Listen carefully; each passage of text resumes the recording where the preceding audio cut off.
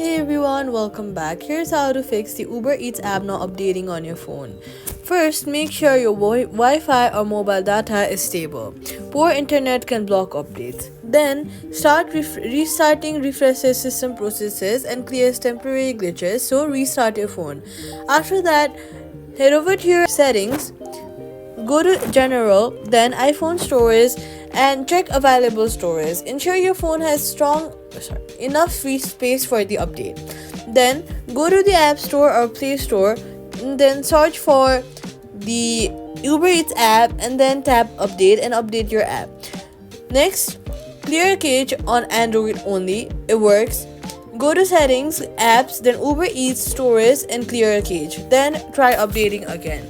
If the update still fails, long press on the Uber Eats app icon, remove app, then delete the app. After deleting it, go to the App Store, search for Uber Eats and reinstall it again. If your account data will remain safe, that's how to fix the Uber Eats app not updating. Subscribe for more fast app tutorials.